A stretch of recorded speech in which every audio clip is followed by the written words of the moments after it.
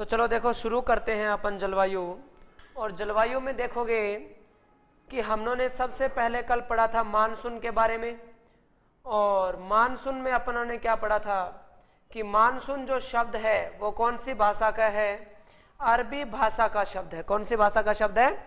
अरबी भाषा के मौसम शब्द से बना है। कौन से शब्द से बना है? ये मौसम शब्द से बना है और जिसका शाब्दिक अर्थ होता है ऋतु। जिसका शाब्दिक अर्थ क्या होता है? ऋतु होता है। क्लाइमेट जिसको बोलते हैं, जलवायु पढ़ेंगे।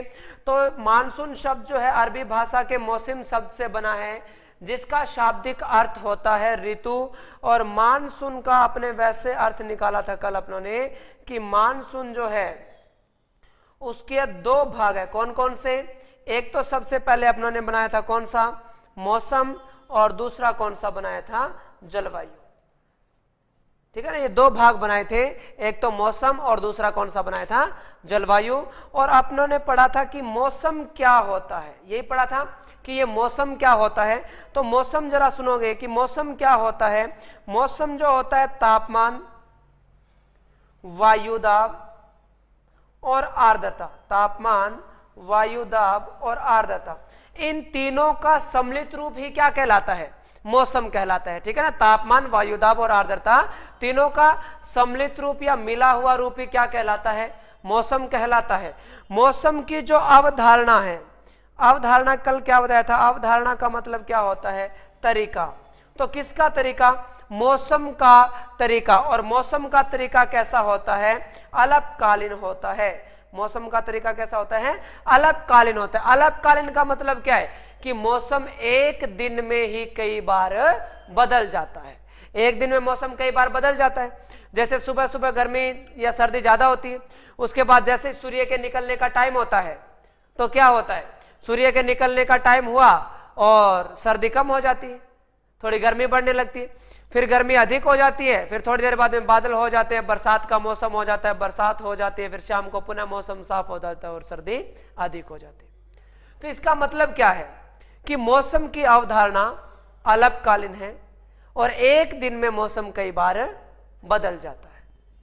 एक दिन में मौसम कई बार बदल जाता है, इसलिए इसकी अवधारणा कैसी है? अल्पकालीन है। ठीक है। जलवायु, जलवायु क्या है? तो देखोगे कि मौसम का लंबे समय तक किया गया अध्ययन, मौसम का लंबे समय तक किया गया अध्ययन ही क्या कहलाता है? जलवायु कहलाता है। लंबे समय तक अध्ययन कैसे करेंगे?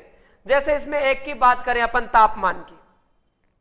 तापमान की अगर बात करें तो तापमान क्या होता है? कल आपको बताया किसी विशेष स्थान के वातावरण में उपलब्ध उष्णता क्या कहलाती है? तापमान कहलाता है। किसी विशेष स्थान के वातावरण में उपलब्ध उष्णता तापमान कहलाती है। और इसमें मैंने आपको यह बताया कि तापमान में कोई विशेष स्थान लगेगा, तापमान में कोई विशेष स्थान लगेगा। और विशेष स्थान लगने का मतलब क्या है? विशेष स्थान मतलब सभी जगह का तापमान एक जैसा नहीं होता। सभी जगह का तापमान एक जैसा नहीं होता। कभी सुना है कि पृथ्वी का तापमान इतना है? नहीं। राजस्थान का तापमान इतना नहीं सुना, और भारत का तापमान इतना नहीं होता। क्या होता है? हर एक जगह का तापमान अलग अलग होता है। हर जगह का तापमान अलग अलग होता है। तो इसमें क्या लगाते हैं अपन? किसी विशेष स्थान के वातावरण में उपलब्ध उष्णता क्या कहलाती है? तापमान कहलाती है। अब मौसम का लंबे समय तक, आपको एक बात बता रहा हूं, देखो ध्यान से सुनना, कि ये जो तापमान है ये हमने नोट किया कि 2001 का जो हाईएस्ट तापमान है वो है 48 डिग्री सेल्सियस। ठीक है। 2002 का तापमान हाईएस्ट है 46 डिग्री सेल्सियस। इसके बाद में 2003 का जो तापमान है वो है 49 डिग्री सेल्सियस। ठीक है। इस प्रकार हम आगे भी अध्ययन करते हुए चले जाएं और लास्ट में हम लोगों ने क्या देखा कि 2025 का तापमान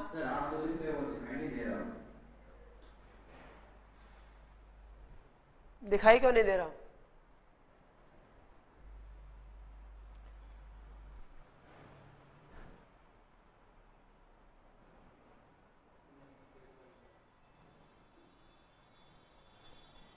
अभी दिखाई दे रहा है?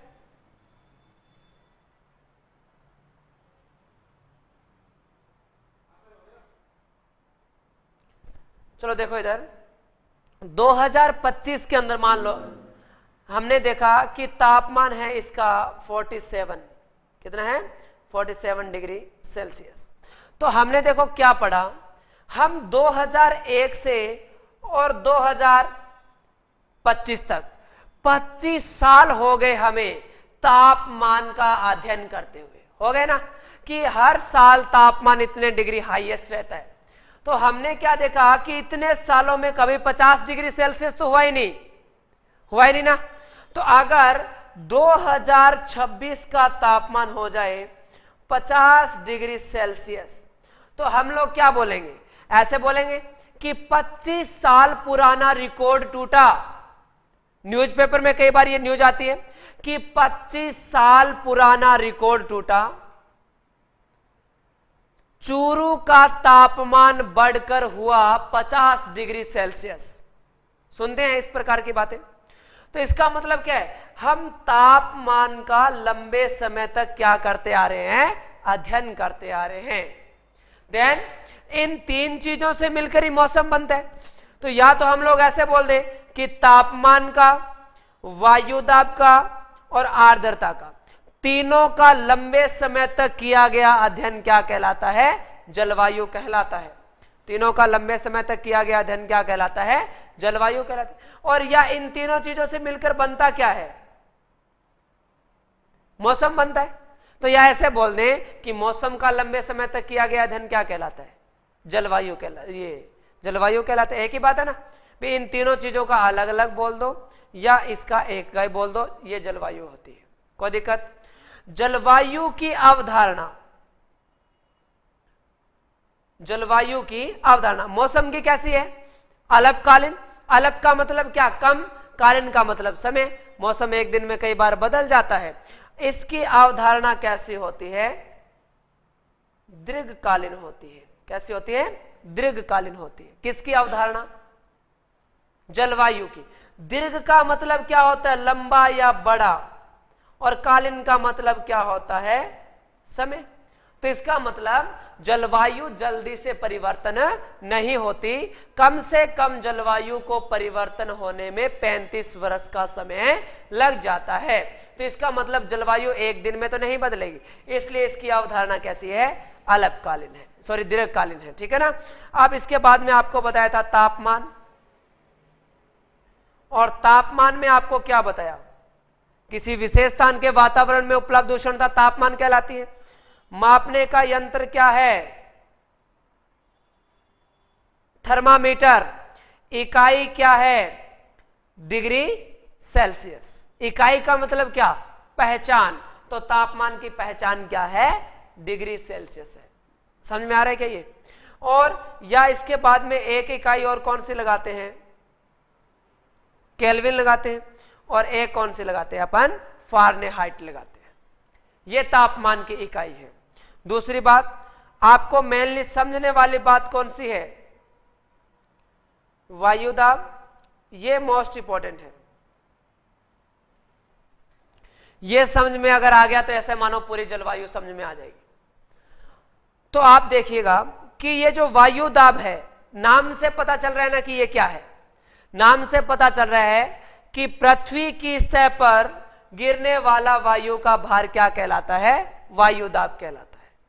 पृथ्वी की सतह पर गिरने वाला वायु का भार वायुदाब कहलाता है। जरा देखिएगा, वायु का भार। तो इसका मतलब कि वायु में भार कब अधिक होता है और कब कम होता है, यह बात हमें जाननी है कि वायु का भार कब तो अधिक होता है और कब कम होता है। तो वायु में भार अधिक कब होता है, जब उसमें पानी की मात्रा होती है, नमी की मात्रा होती है, या अपने सीधी भाषा में बोलते हैं ओस की मात्रा होती है, ह्यूमिडिटी की मात्रा होती है, नमी होती है जब उसमें। तो इसका मतलब क्या हुआ कि जब हवा में पानी की मात्रा होगी, हवा भारी होगी, भारी होगी तो पृथ्वी पर वायुदाब क्या होगा, ज्यादा होगा, वायु दाब ज्यादा होगा। और जब हवा में पानी की मात्रा नहीं होगी, सूखी हवा चलेगी, जैसे गर्मियों में लू चलती है, तो उसमें पानी की मात्रा होती है? नहीं होती। और नहीं होती इसका मतलब वो हवा क्या होती है? हल्की होती है। हल्की होती है तो वायु दाब क्या होगा? कम होगा। बस ये मोस्ट इंपॉर्टेंट बातें थी इसमें। वायु दाब मापने का यंत्र कौन सा है इसका? बैरोमीटर। वायु दाब मापने का यंत्र कौन सा है? बैरोमीटर है। इकाई क्या लगाते हैं अपन? इकाई पड़ी होगी मिली बार। क्या लगाते हैं? मिली बार। मिली बार इसकी इकाई होती है वायु दाब की। ठीक है। और एक बात आप लोगों ने पढ़ी होगी कि वायु दाब उच्च से निम्न की ओर गति करता है। वायु दाब उच्च से निम्न की ओर क्या करता है? गति करता है। देन इसी का गतिशील जो स्वरूप होता है वो पवन कहलाता है। इसका गतिशील स्वरूप क्या कहलाता है? पवन कहलाता है। भी वायु दाब का उच्च से निम्न की ओर जाने का जो तरीका है वो क्या कहलाता है? वायु दाब, सॉरी, पवन कहलाता है। ठीक है ना? जरा देखोगे, उच्च का मतलब क्या होता है?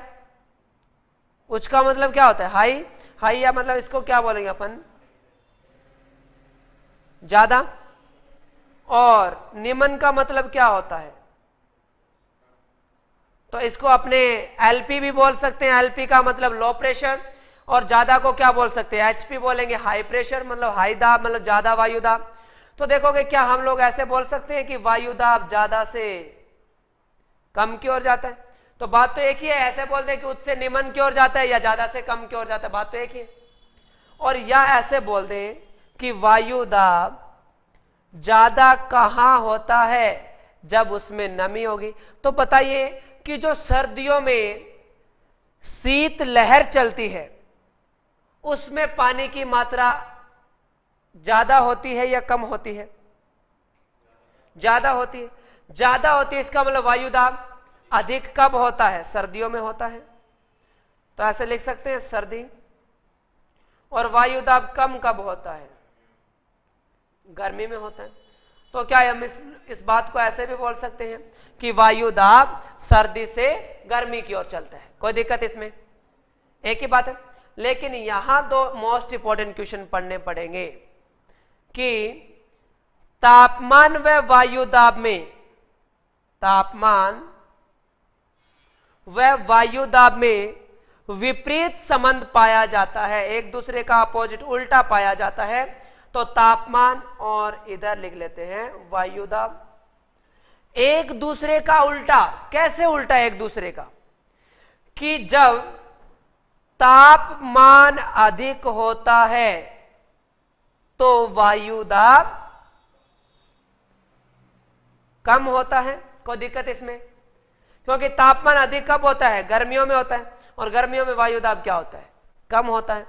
लेकिन जब वायु दाब अधिक होता है, वायु दाब अधिक होने का मतलब क्या है? वायु दाब अधिक कब होगा? सर्दियों में होगा। तो सर्दियों में तापमान क्या हो जाएगा? कम हो जाएगा। यहां तक समझ में आया? ठीक है ना? तो जरा देखिएगा, ये इतना कंसेप्ट है, पूरी की पूरी जलवायु इसी पर डिपेंड है। ये समझ में आ गई क्या इतनी चीजें? तो जरा देखिएगा, हम पृथ्वी बनाते हैं। अपने बात कर रहे हैं अप्रैल से जून तक की। तो बताइए, अप्रैल से जून के मध्य भारत में कौन सी ऋतु पाई जाती है? जून में 1.5 महीने की छुट्टियां मिलती है, ग्रीष्म ऋतु होती है। अब ग्रीष्म ऋतु पाई जाती है, इसका मतलब सूर्य क्या है? उत्तरायण चमक रहा है। उत्तरायण और दक्षिणायन समझिएगा। यह पृथ्वी है। पृथ्वी के बिल्कुल बीच में कौन सी रेखा है? भूमध्य रेखा है, इक्वेटर लाइन जिसको बोला जाता है। और ये दिशा नॉर्थ हो गई, नॉर्थ का मतलब उत्तर हो गई, और ये साउथ हो गई मतलब दक्षिण हो गई। भारत कौन से गोलार्ध में है? आप लोगों को अच्छे से मैंने बना के बताया हुआ है कि भारत पृथ्वी के उत्तरी गोलार्ध में, उत्तरी गोलार्ध में है। इसका मतलब यहां कर्क रेखा है ना, कर्क रेखा, ट्रॉपिक ऑफ कैंसर। तो ये आ गई कर्क रेखा, और यहां अपना भारत है इस प्रकार से। ये अपना भारत है। अब भारत है तो भारत में अप्रैल से जून के मध्य कौन सी ऋतु पाई जाती है? ग्रीष्म ऋतु पाई जाती है। ग्रीष्म ऋतु पाई जाती है, इसका मतलब क्या है? इस उत्तरी गोलार्ध में गर्मी है पूरे में, और सूर्य कहां चमक रहा है? उत्तरायण चमक रहा है। उत्तर में चमकता है तो उत्तरायण, और दक्षिण में चमकता है तो दक्षिणायन। अब सूर्य, आपको तारीखें बाद में लिखवाता हूं कि जैसे आप लोगों ने पढ़ा होगा कि 21 जून को सूर्य कौन सी रेखा पर चमकता है? कर्क रेखा पर सीधा चमकता है। और 21 मार्च और 23 सितंबर को सूर्य कौन सी रेखा पर चमकता है? इक्वेटर लाइन पर या भूमध्य रेखा पर। और 22 दिसंबर को सूर्य ट्रॉपिक ऑफ कैप्रिकॉन, मतलब कौन सी? मकर रेखा पर सीधा चमकता है। ठीक है ना, ये तारीख है। लेकिन अभी आपने इसको नहीं पढ़ना, लेकिन जरा सुनिएगा कि उत्तरी गोलार्ध में गर्मी है तो इसका मतलब दक्षिणी गोलार्ध में क्या है? सर्दी है। उत्तरी गोलार्ध में गर्मी है तो दक्षिणी गोलार्ध में क्या होगी? सर्दी होगी। जरा इस मैप पर देखिएगा, इस पर देखो,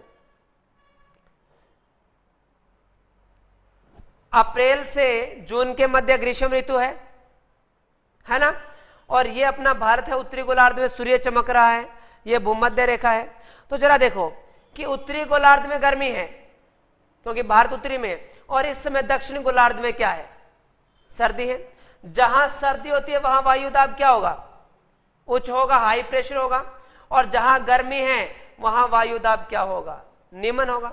और अभी थोड़ी देर पहले हमने क्या पढ़ा कि वायुदाब उच्च से निम्न की ओर जाता है, ज्यादा से कम की ओर जाता है, और सर्दी से गर्मी की ओर जाता है। तो जरा देखिएगा कि ये सर्दी से गर्मी की ओर जाएगी, हवाएं जाएगी, क्योंकि वायुदाब उच्च से निम्न की ओर तो जाएगा, तो ऐसे जाएगा वायुदाब उच्च से निम्न की ओर। तो लेकिन क्या हुआ, एक फेरल नामक विद्वान था, विद्वान का नाम क्या था? फेरल। और इस फेरल ने कहा कि जब ये दक्षिण गोलार्ध की पौने इक्वेटर लाइन के पास जाती है, भूमध्य रेखा के निकट जाती है, तो पृथ्वी थोड़ी सी घूम जाती है। पृथ्वी क्या हो जाती है?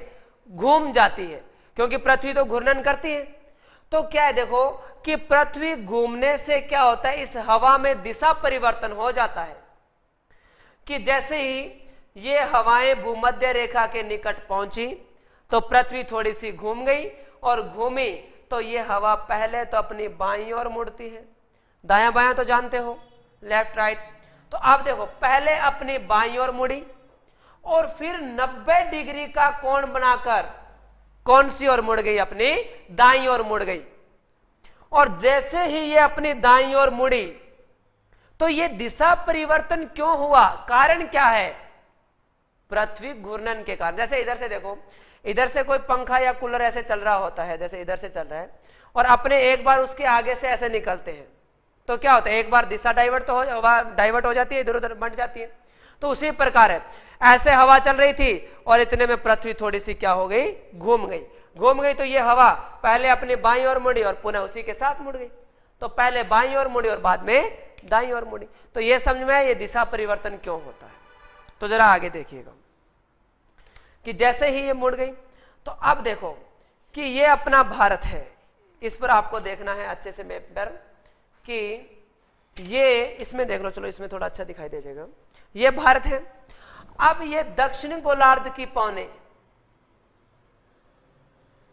ऐसे आ रही है, ऐसे आ रही है। पहले इसको अपने बाईं ओर मोड़ दीजिएगा और फिर इनको दाईं ओर मोड़ दिया। लेकिन यहां आपको थोड़ी सी भारत की स्थिति पढ़नी पड़ेगी, क्योंकि ये हवाएं कहां जाएगी, कहां जाने का प्रयास कर रही है हवाएं? निम्न वायुदाब की ओर जाने का प्रयास कर रही है।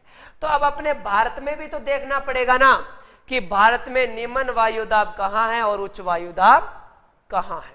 तो जरा देखो, ये भारत है, ये भारत है ना। तो देखोगे भारत को कुल तो भूमि के आधार पर 6 भागों में बांटा गया है, और मुख्य इसको कितने भागों में बांटा गया है? 4 भागों में बांटा गया है। मुख्य तो कितने हैं? 4 ही भागों में बांटा गया है, और कुल कितने भागों में बांटा गया है? इसको 6 भागों में बांटा गया। कैसे? पहला भाग आता है पर्वतीय प्रदेश। चलो अपने बनाते हैं इसको, या इसी पर समझ में आ रहा है?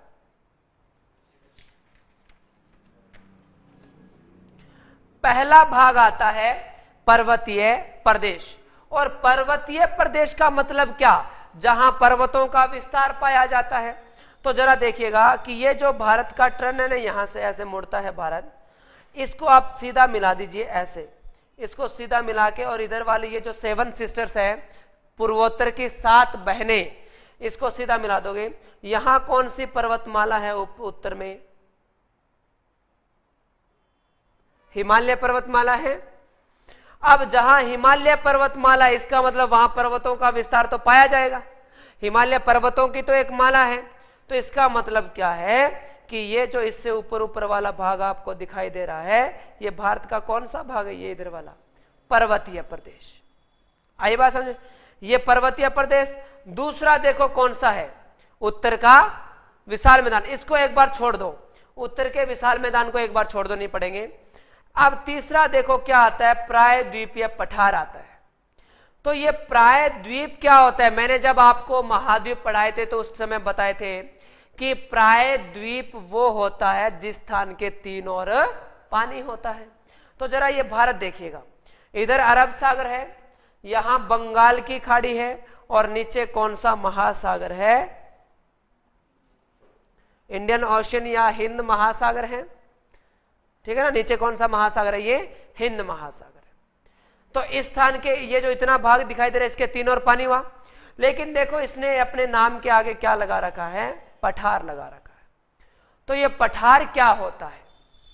पठार कि जब समुद्र तल से औसत या एवरेज ऊंचाई, जरा ध्यान से देखिए, बताया था शायद मैंने आपको। हां, तो देखोगे इधर अपने बनाते हैं, समुद्र तल से जब औसत या एवरेज ऊंचाई 300 से 600 मीटर होती है तो उसे बोला जाता है मैदान। क्या बोला जाता है? मैदान। और अगर ऊंचाई कितनी हो जाए? 600 से 900 मीटर हो जाए तो उसे बोला जाता है क्या? पठार। और अगर एवरेज ऊंचाई हो जाए 900 से 1200 मीटर, 900 से 1200 मीटर अगर एवरेज ऊंचाई हो गई तो यह कहलाता है पहाड़, ठीक है। और अगर ऊंचाई हो जाए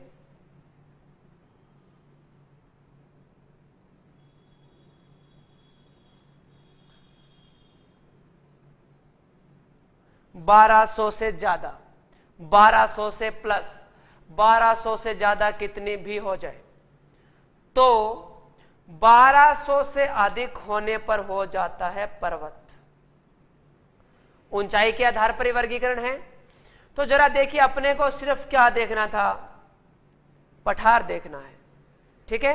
पठार में देखो अपनों ने क्या देखना है, उसने लिखा क्या रखा है? प्रायद्वीपीय पठार।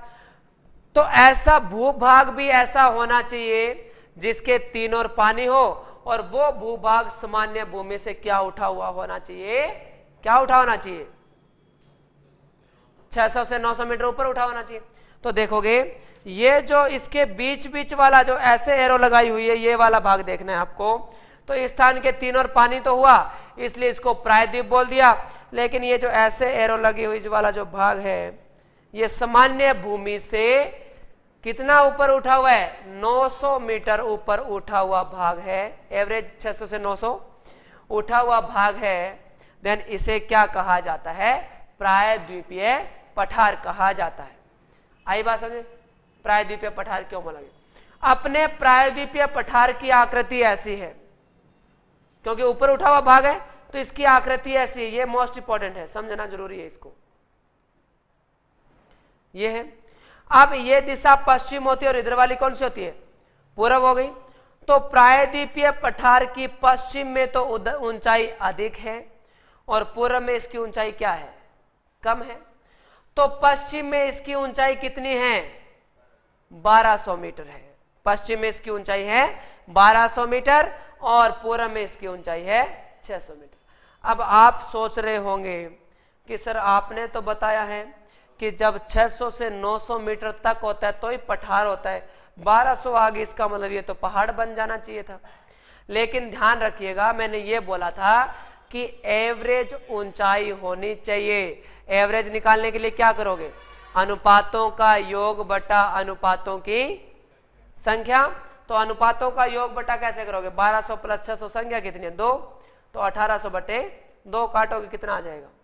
900 आ जाएगा। तो एवरेज ऊंचाई कितनी है इसकी? 900 मीटर है। कोई दिक्कत? इसलिए इसको क्या बोल दिया गया? प्रायद्वीपीय पठार बोला गया। अब इसके बाद में चौथा भाग आता है तटीय प्रदेश। तट किसे कहा जाता है? तट वो होता है, तट किसे कहा जाता है जरा बताइए? तट वो भाग होता है जो पानी के साथ सीमा बनाता है, उसे तटीय भाग ही तो बोलते हैं। पानी का जिसके साथ सहारा लगता है तटीय होता है वो, ठीक है। तो तटीय भाग, तो इधर अरब सागर और यहां बंगाल की खाड़ी। तो ये जो पास में खाली भाग जो आपको ऐसे रोल वाला दिखाई दे रहा है, ये क्या दिखाई दे रहा है? कौन सा भाग है ये? तटीय प्रदेश। कोई दिक्कत? लेकिन तटीय प्रदेश को 2 भागों में बांटा गया है, इधर वाली पश्चिम दिशा और इधर वाली ये पूर्व दिशा। ये इस तट को क्या बोलोगे आप? पश्चिमी तट। और इधर वाले को क्या बोलोगे? पूर्वी तट। तो तटीय भाग को कितने भागों में बांटा गया है? 2 भागों में बांटा गया है, पश्चिमी तट और पूर्वी तट। आगे देखिएगा, मरुस्थलीय प्रदेश। सॉरी, पहले ये जो अपने छोड़ के आए थे इसको पढ़ लेते हैं। अब जो ये ऊपर खाली जो आपको भाग दिखाई दे रहा है, ये कौन सा है? उत्तर का विशाल मैदान, क्योंकि इस यहां से कर्क रेखा गुजरती है या यहां विंध्याचल पर्वत आ जाता है। आगे पढ़ाऊंगा मैं आप लोगों को। तो इससे ऊपर विंध्याचल पर्वत या कर्क रेखा से ऊपर जो है, ऊपर वाला उत्तर भारत और नीचे वाला दक्षिण भारत। तो उत्तर का विशाल मैदान बोल रहा है ना ये, तो उत्तर का विशाल मैदान है या नहीं है? ये उत्तर वाले भाग में है और खाली पड़ा, इसलिए क्या है? मैदान है, ठीक है। ये क्यों पड़ा, ये आपको ये चीजें क्यों पढ़ाई गई है अब ये बताते हैं। 5 नंबर भाग कौन सा आता है? मरुस्थलीय प्रदेश। मरुस्थलीय प्रदेश का मतलब क्या है? मरुस्थल। और मरुस्थल आपको पता है कहां पाया जाता है? राजस्थान में पाया जाता है, थोड़ा सा विस्तार पंजाब में है, थोड़ा सा हरियाणा में है, और इसके बाद में थोड़ा सा विस्तार इसका कहां है? गुजरात में भी है। लेकिन भारत में पाए जाने वाले कुल मरुस्थल का कितने प्रतिशत? कितने प्रतिशत? 62% कहां पाया जाता है? राजस्थान में। इसका मतलब सबसे ज्यादा कहां है मरुस्थल का विस्तार? राजस्थान में सबसे ज्यादा मरुस्थल का विस्तार पाया जाता है, ठीक है। तो जरा आगे देखो, यहां तक समझ में आ गया क्या? हाँ, इधर। तो ये अपनों ने बना लिया राजस्थान में मरुस्थलीय प्रदेश। राजस्थान यही है, ये मरुस्थलीय प्रदेश हो गया। और लास्ट कौन सा बचा है? द्वीप समूह है। लास्ट कौन सा बचा है? द्वीप समूह बचा। अब द्वीप समूह क्या है? छोटे छोटे द्वीपों का समूह है। समूह है तो ये देखो तैयार करते अपन कौन सा? ये लक्षद्वीप, छोटे छोटे द्वीपों का समूह है। अंडमान निकोबार द्वीप समूह, छोटे छोटे द्वीपों का समूह है। तो ये कौन सा भाग हो गया? अपना द्वीप समूह है। कोई दिक्कत? अब देखो कि भारत यहां है और उत्तरी गोलार्ध में ग्रीष्म ऋतु है। इसका मतलब पूरे भारत में ग्रीष्म ऋतु है? समझ में आ रही है ना बात ये। लेकिन ग्रीष्म ऋतु तो है, लेकिन कौन सा भाग तो अधिक गर्म होगा और कौन सा भाग कम गर्म होगा। तो इसलिए क्योंकि अपन क्या करना है कि जो भाग अधिक गर्म होगा वहां वायु दाब क्या होगा, कम होगा, और जो भाग गर्म नहीं होगा वहां वायु दाब अधिक, और वायु दाब उच्च से निम्न की ओर तो आएगा। इसलिए पढ़ना है ये। तो जरा देखिए, ये जो हमारा पर्वतीय प्रदेश है, पर्वतीय प्रदेश है, तो पर्वतीय प्रदेश में ऊपर कौन सी पर्वतमाला, हिमालय पर्वतमाला। तो यहां तो क्या पाए जाते हैं, हिम मतलब ग्लेशियर, बर्फ के पहाड़ पाए जाते हैं यहां पर, और बर्फ के पहाड़ पाए जाते हैं, इसका मतलब यहां ग्रीष्म ऋतु तो है, गर्म तो है ये क्षेत्र, लेकिन अधिक गर्म होगा क्या, नहीं होगा, क्योंकि बर्फ के पहाड़ पाए जाते हैं, इसलिए अधिक गर्म तो नहीं होगा। अब देखो, ये भाग अधिक गर्म हो जाएगा क्या, नहीं होगा। क्यों नहीं होगा, क्योंकि इसके तीन और क्या लगता है, पानी है। गर्म तो होगा लेकिन अधिक गर्म नहीं होगा। बचा कौन सा, ये वाला भाग, यहां गंगा नदी का तंत्र है, तो गंगा नदी आ गई, ब्रह्मपुत्र नदी आ गई, जो भी नदी आ गई, तो उनमें पानी गर्म तो होगा लेकिन अधिक गर्म नहीं होगा। तो अधिक गर्म होगा कौन, कौन अधिक गर्म होगा, मरुस्थलीय क्षेत्र अधिक गर्म होगा। क्यों होगा, क्योंकि ध्यान रखना, मरुस्थलीय क्षेत्र में जो बलुई मिट्टी पाई जाती है उसके कण क्या होते हैं, बड़े होते हैं। बलुई मिट्टी के कण क्या होते हैं, बड़े होते हैं, तो इनमें सूर्य की किरणें जो है गहराई तक चली जाती है और ये क्षेत्र गर्म अधिक होता है। बलुई मिट्टी आपको पता है मरुस्थलीय क्षेत्र अधिक गर्म होता है, ये क्षेत्र अधिक गर्म है।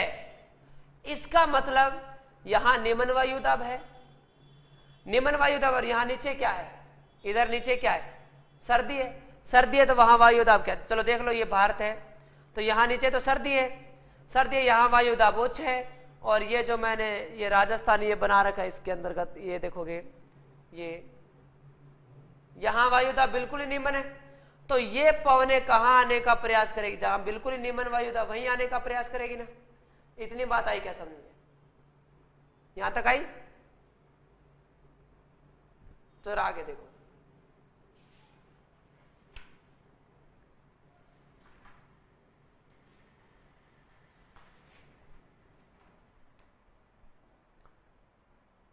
ये पृथ्वी है, ये दक्षिण गोलार्ध है, और ये अपना भारत है।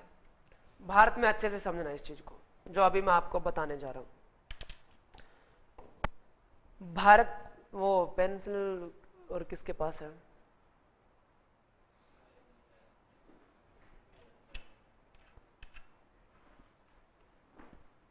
बाकी तो होंगे वो इरेजर वगैरह।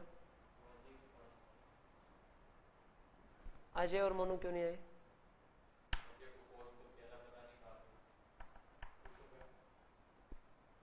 पूछ लो, पानी दो बेटा थोड़ा।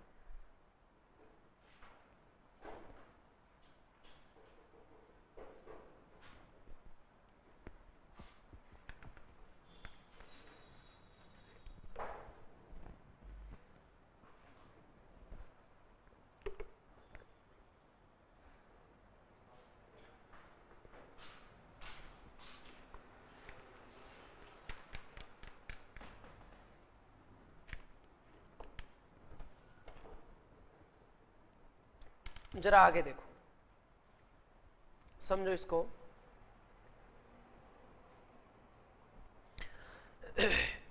कि यहां है अपना मरुस्थलीय प्रदेश, ये वाला, ठीक है, ये वाला अधिक गर्म है।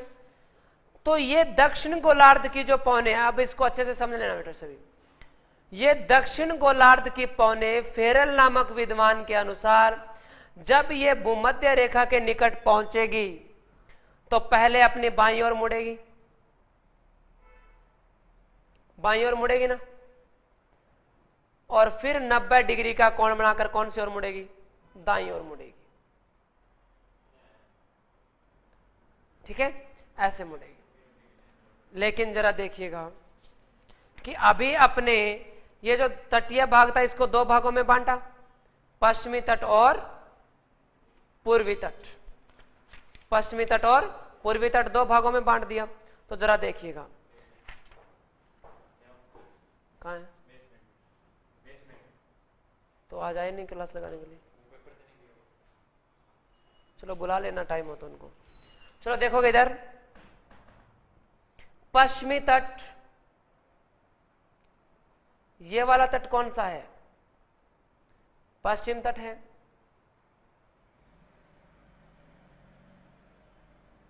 और ये वाला तट कौन सा है, पूर्वी तट है ना, क्योंकि ये दिशा पश्चिम होती है और इधर वाली पूर्व होती है। तो अब देखो पश्चिमी तट को ही तीन भागों में बांटा गया है।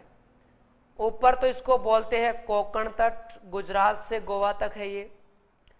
कर्नाटक में इसको बोलते हैं कन्नड़ तट, ठीक है। और ये केरल वाला आता है कौन सा तट, मालाबार तट, ठीक है। अब क्या है कि इधर इसमें ऊपर ही ऊपर वाला भाग आता है उत्तरी सरकार तट, ये आंध्र प्रदेश वाला आता है गोलकुंडा तट, और ये दक्षिण वाला भाग आता है कोरोमंडल तट। कोरोमंडल और मालाबार दोनों ही इंपॉर्टेंट है, क्योंकि जरा देखो यहां देखो, अपन इसको यहां लेके आए तो ये रेखा या ये हवा सबसे पहले कौन से तट पर प्रवेश करेगी, मालाबार तट पर प्रवेश करेगी ना। तो जरा देखो भारत के बिल्कुल बीच में है यहां पर विंध्याचल पर्वत। कौन सा पर्वत है ये, विंध्याचल पर्वत। भारत के उत्तर में यहां है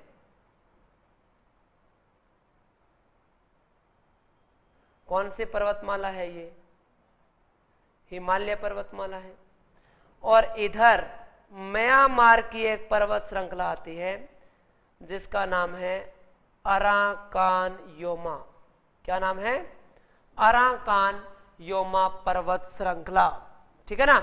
इस प्रकार से ये पर्वत श्रृंखलाएं हैं, इस प्रकार से ये पर्वत श्रृंखलाएं हैं। तो इसमें देखो क्या है कि ये हवा ऐसे आई है ना, और इधर से भी और हवाएं तो आएगी, इधर से ऐसे आएगी, ऐसे भी आएगी, कई हवाएं ऐसे भी आएगी। लेकिन अब आप लोग देखिए जरा,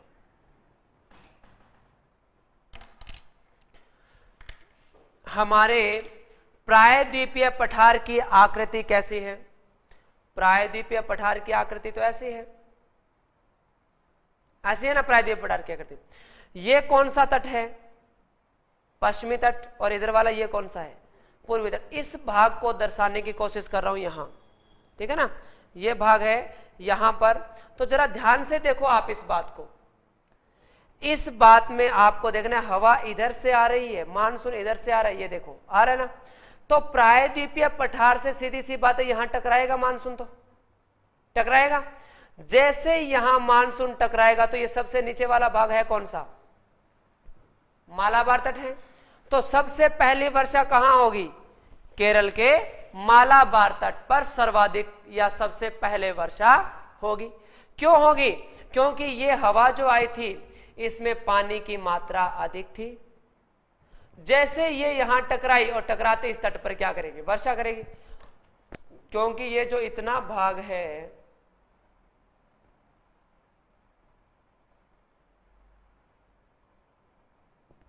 ये क्या है हमारा प्रायद्वीपीय पठार है ना, ऊपर उठा हुआ भाग है, ऊपर उठा हुआ भाग है, तो इससे टकराएगी और टकरा के क्या करेगी, वर्षा करेगी। लेकिन ये हवाएं देखो जाएगी टकराएगी, लेकिन आगे देखो जरा कि जो हवाएं इससे टकराएगी वो तो वर्षा कर देगी। जैसे ये टकराई, इन्होंने तो यहां पर वर्षा कर दी।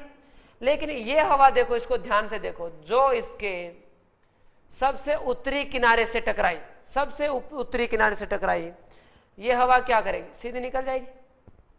कूलर होता है ना हमारे, उसकी ताड़ियों को अगर हम ऐसे कर दें,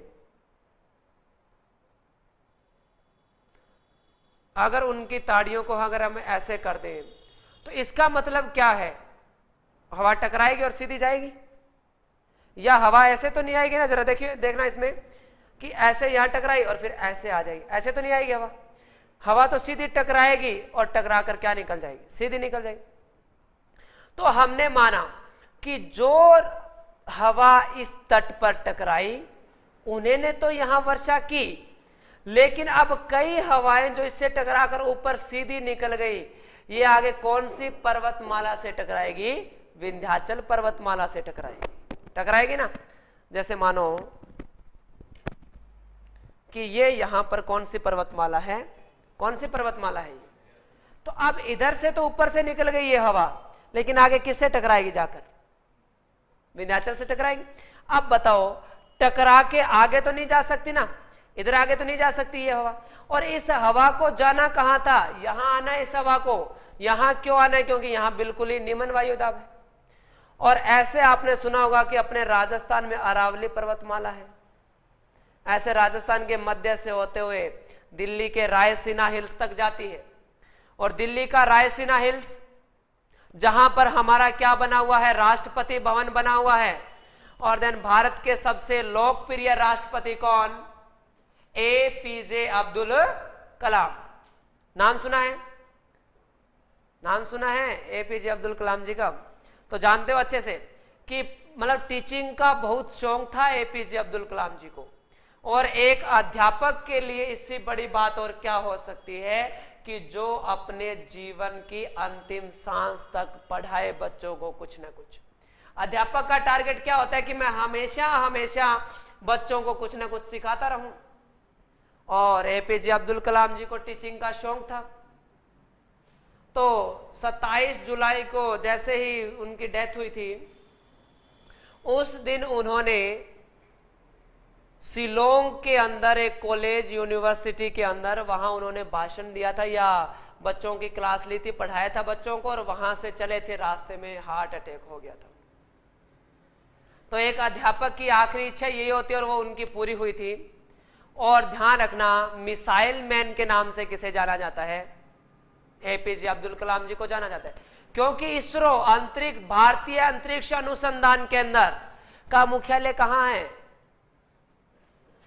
बेंगलोर में है या बंगलुरु में है, तो किसकी देन है, परमाणु मिसाइलें, परमाणु हथियार सब एपीजे अब्दुल कलाम जी की देन।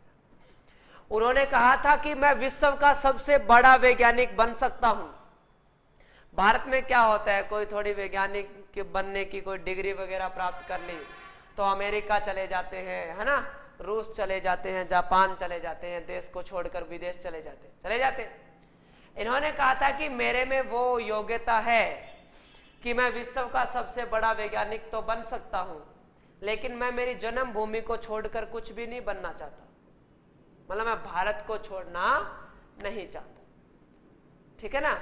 और जिस दिन शपथ ली थी, अपना एक कपड़े वाला बैग लेकर राष्ट्रपति भवन गए थे, और जिस दिन त्याग पत्र दिया उस दिन वो बैग लेकर ही क्या आ गए थे, वापस आ गए थे। इसके अलावा बाकी गए तो सभी बैग लेकर ही थे, आए ट्रकों में सामान भर के थे ये लोग, और अपनी सैलरी का जितना भी पैसा खर्च हुआ किया, बाकी अनाथ आश्रम वगैरह है, जो भी जहां कटना होता था दान दे देते थे, जितना भी अकाउंट बचता था। अनमेरिड थे। बाल बड़े क्यों रखते थे वो, यहां तक बाल रखते थे पता है, कि उनके दोनों ये बाहर वाले कान नहीं थे, एपीजे अब्दुल कलाम जी के ये बाहर वाले नहीं थे, बाकी सुनता तो था उनको, ये बाहर वाले, इसलिए वो बाल क्या रखते थे, बड़े रखते थे। चलो खैर छोड़िए। तो अब ये हवाएं यहां टकराएगी और ये अरावली पर्वतमाला, तो अब क्या है, कुछ हवाएं तो यहां टकरा के वर्षा कर देगी, लेकिन अब हवाओं को यहां पहुंचना था, लेकिन जैसे ही ये हवा यहां पहुंचेगी तो ये अरावली के समानांतर ही क्या निकल जाएगी, आगे निकल जाएगी। अगर टकराती तो क्या करती, वर्षा कर देती, लेकिन अब टकराई नहीं, बाकी जो ये इधर से हवाएं आएगी वो अरावली के समानांतर क्या निकल जाएगी, सीधी निकल जाएगी, सीधी निकल जाएगी। इसका मतलब राजस्थान में तो वर्षा हुई नहीं। अब कुछ एक हवाएं जो यहां वर्षा करके, देखो 1 जून को 1 से 5 जून के मध्य जो मानसून है वो केरल के मालाबार तट पे प्रवेश करता है, 5 से 7 जून को कन्नड़ तट पे पहुंच जाता है, और 7 से 10 जून के आसपास कोंकण तट पे पहुंच जाता है, 15 जून को अहमदाबाद पहुंच जाता है, 20 से 25 जून को ये राजस्थान के झालावाड़ पहुंच जाता है, और 15 जुलाई तक संपूर्ण भारत में यहां दिल्ली तक मानसून पहुंच जाता है। इधर से हवाएं टकराई, उन्होंने तो यहां वर्षा कर दी, लेकिन कुछ एक हवाएं मान लो ऐसे सीधी इसके ऊपर से निकली, जो यहां वर्षा करके खाली हो चुकी थी, नमी या अपनी आर्द्रता खो चुकी थी। अब यहां कौन सी खाड़ी है, बंगाल की खाड़ी है। बंगाल की खाड़ी से क्या ले लेगी, वो आर्द्रता या नमी ग्रहण कर लेगी। कूलर होता है ना, कूलर चल रहा होता है जिसमें पानी चल रहा होता है, तो उसमें क्या होता है, बाहर बहुत सूखी हवा चल रही होती है जिसमें नमी नहीं होती, बिल्कुल भी होती है ना गर्मियों में ऐसे। लेकिन जैसे ही वो कूलर चल रहा है और उस कूलर वाले पानी के अंदर से निकलेगी तो क्या हो जाएगी, नमी ग्रहण कर लेगी, ठंडी हो जाएगी। तो उसी प्रकार इतने दिन तो इसमें क्या थी, यहां तक आई तो मान लो कि इसमें नमी कम हो गई थी यहां वर्षा करने के बाद, लेकिन यहां आते क्या हो, बंगाल की खाड़ी से आर्द्रता ले ली, और यहां अपना राज्य आता है मेघालय। ये कौन सा राज्य है, मेघालय। मेघों का घर या बादलों का घर किसे कहा जाता है, मेघालय को कहा जाता है। मेघालय को कहा जाता है बादलों का घर। तो जैसे ही देखोगे कि ये हवाएं यहां मेघालय में सबसे पहले पहुंचेगी, क्योंकि बंगाल की खाड़ी के निकट ही है मेघालय। तो जरा सुनिएगा, ये इंपॉर्टेंट क्वेश्चन, जैसे ही ये हवा बंगाल की खाड़ी से आर्द्रता लेकर मेघालय पहुंचेगी, तो ये है मेघालय। इसमें इस पहाड़ी का नाम है गारो, इस पहाड़ी का नाम है खासी, और इसका नाम है जैंतियां। तो गारो, खासी और जैंतियां, इन 3 पहाड़ियों के मध्य स्थित है कौन, मासिनराम। नाम सुना है क्या, मासिनराम का नाम सुना है? तो जरा देखिएगा कि ये हवाएं सीधी यहां पहुंची तो इधर यहां टकराएगी ना, पहाड़ी है ये तो टकराएगी, और टकरा के क्या करेगी, वर्षा। इधर भी टकराएगी, क्या करेगी, वर्षा करेगी, और इधर भी टकराएगी तो वर्षा करेगी। तो जरा देखो कि यहां तो एक ही दिशा में टकराई तो इतनी वर्षा कर दी, लेकिन यहां तो देखो कितनी दिशाओं में टकरा रही है, 3 दिशा में, मतलब अधिक करेगी वर्षा। तो अब देखो कि पहाड़ी तो हम लोग ऐसे बनाते हैं, ये एक पहाड़ी ऐसे हो गई, दूसरी पहाड़ी ऐसे हो गई, ऐसे बनाते हैं पहाड़ियां, और ये इसके पीछे मान लेते हैं तीसरी पहाड़ी हो गई, ऐसे बनाते। तो अब वो हवा पहले इस पहाड़ी से टकराई वर्षा की, फिर इस पहाड़ी से टकराई वर्षा की, और फिर इससे टकराई। अब ये आकृति देखो, यहां जो वर्षा होगी वो पानी तो इकट्ठा यहां निम्न भूमि में ही होगा इकट्ठा आके, और ये जो स्थान है ये है मासिनराम। मासिनराम मेघालय। तो अब इसमें देखो, यहां इन किनारों के ऊपर वर्षा होगी, पानी तो यहां नीचे इकट्ठा होना है। इसकी आकृति देखो किसके जैसी बन गई, कीप के जैसी आकृति बन गई ना, कीप के जैसी आकृति। तो आपसे मैं पूछूं, या एक क्वेश्चन आ जाए कि मेघालय के मासिनराम में अधिक वर्षा होने का कारण क्या है, गारो, खासी और जैंतियां, 3 पहाड़ियों के मध्य स्थित होना, और इसकी आकृति किसके आकार होना, कीपा आकार होना, ताकि यहां वर्षा होगी वो पूरा पानी इधर ही आकर इकट्ठा होगा। इसलिए विश्व का सर्वाधिक वर्षा वाला और भारत का सर्वाधिक वर्षा वाला स्थान कौन सा है, मासिनराम मेघालय है। आपको एशिया महाद्वीप में बताया जाएगा ये, ठीक है ना, एशिया में हो गया ना ये। अब देखो चलो, जो यहां गई उन्होंने तो यहां वर्षा कर दी, अब ये एक हवा इधर आई आगे, अब कौन सी पर्वतमाला से टकराएगी, अराकान से टकराएगी, और टकरा के क्या मुड़ेगी, ऐसे वापस मुड़ेगी। जैसे हवा इधर से आई और यहां टकरा गई, और टकरा के ऐसे वापस तो मुड़ेगी, हवा इधर से आ रही है, टकराएगी, टकरा के वो वापस तो मुड़ेगी। तो देखो अब ये हवा जो है ये ऊपर जा सकती है क्या, कौन रोक देगी, हिमालय पर्वतमाला रोकेगी। ऊपर हिमालय पर्वतमाला रोक देगी तो दक्षिण में कौन रोक देगी? विंध्याचल पर्वत है नीचे, ये नीचे नहीं आने देगा इसको। ये हिमालय पर्वतमाला ऊपर नहीं जाने दे रही, तो ये कौन सी दिशा में चलेगी? ये दिशा उत्तर होती है और ये कौन सी होती है? पश्चिम होती है। तो उत्तर और पश्चिम के बीच वाली दिशा कौन सी? उत्तर पश्चिम। तो ये आखिरकार वर्षा करती करती करती करती करती करती जब बिल्कुल ही क्या हो जाती है? खाली हो जाती है, बिल्कुल खाली हो जाती है, बिल्कुल इसमें नमी नहीं बचती, तो आखिरकार ये कहां पहुंच जाती है?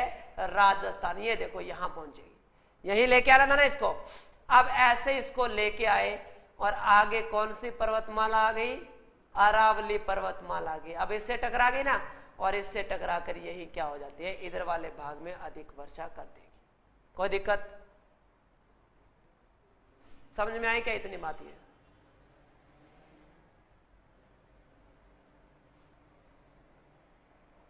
जरा इसमें देखो, ये हवा ऐसे वर्षा करती करती करती करती आखिरकार यहां पहुंची, और ये पर्वतमाला कौन सी है? अरावली पर्वतमाला है ना ये। अब अरावली भी तो एक पर्वतों की माला ही है, इससे टकराएगी, ये टकराएगी तो ये अपना राजस्थान की उत्तर दिशा, ये दक्षिण, और ये पूर्व, तो दक्षिण पूर्व में अधिक वर्षा कर देगी इधर इधर वाले भाग में, और इधर वाला भाग फिर क्या रह जाएगा? सूखा रह जाएगा। इसीलिए तो यहां क्या होती है? कम वर्षा होती है। तो अब देखो चे जितनी हुई कम होती है, लेकिन जितनी भी हुई यहां कौन सी खाड़ी है? तो कौन से मानसून से हुई हमारे वर्षा? बंगाल की खाड़ी से हुई ना, अरब सागर से क्यों नहीं हुई? अरब सागर से तो ये स्थान है 400 किलोमीटर दूर है, तो इससे होनी थी वर्षा तो, लेकिन न होने का कारण क्या है कि यह हवा अरावली के समानांतर सीधी आगे निकल जाती है, टकराती नहीं है, इसलिए वर्षा नहीं होती। जब मानसून किसी भी जगह के ऊपर होता है तो क्या होता है? उसी प्रकार का क्या होता है? मानसून बता दिया जाता है। तो देखो जैसे यहां ये कौन सा सागर है? अरब सागर है, अरब सागर है ना, तो अरब सागर पर जब होगी हवाएं तो अरब सागरीय मानसून, और जब हवाएं बंगाल की खाड़ी पर आ जाएगी तो बंगाल की खाड़ी का मानसून। समझ में आ गई? और अब देखो ये दिशा दक्षिण होती है और ये कौन सी होती है? पश्चिम। और दक्षिण और पश्चिम में से जा रहा है, सॉरी दक्षिण और पूरब में से जा रहा है, इसका दक्षिण पूर्वी मानसून। तो आगे क्या ये बात समझे? तो आखिरकार यहां पहुंचता है मानसून कब तक? 15 जुलाई तक। ऐसे आता है भारत में मानसून। समझ में आ गया क्या? इधर आ गई, बहुत है आज इतना, हाँ? या और पढ़ाएं?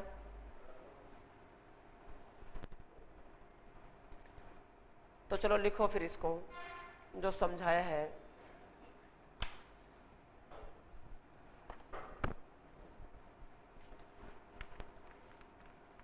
मानसून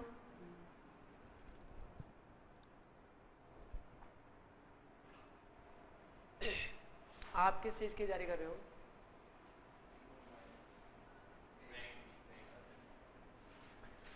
तो लिखना है मानसून अरबी भाषा के मौसम शब्द से बना है।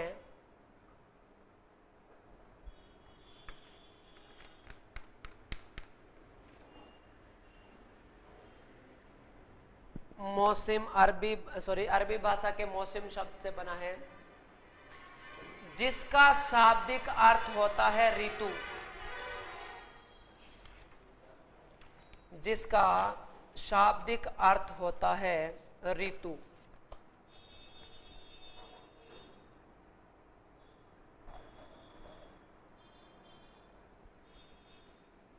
लिख लिया?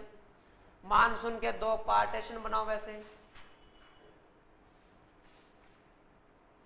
एक साइड में तो लिखना है आपको जैसे ऐसे,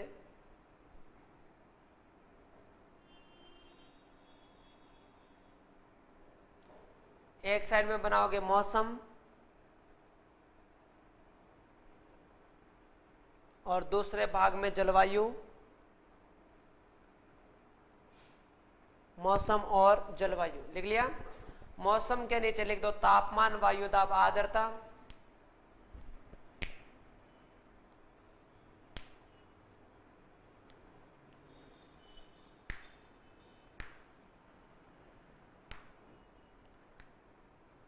इसके नीचे लिखोगे मौसम की अवधारणा,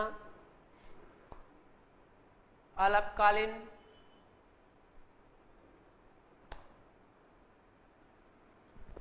और मापने का यंत्र लिखोगे आप लोग। अवधारणा अल्पकालीन लिख ली ना। इसके बाद में तापमान, इसके जस्ट नीचे लिखना है तापमान मापने का यंत्र थर्मामीटर, इकाई इसकी होती है डिग्री सेल्सियस, केल्विन और फारेनहाइट।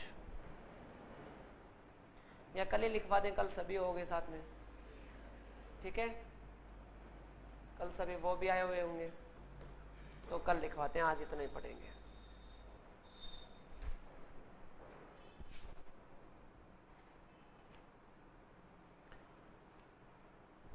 आप तो आओगे ना, ये रखो आप लोग। हाँ भी किसी को कुछ पूछना है, अगर कोई चीज ना समझ में आई हो तो पूछ सकते हो।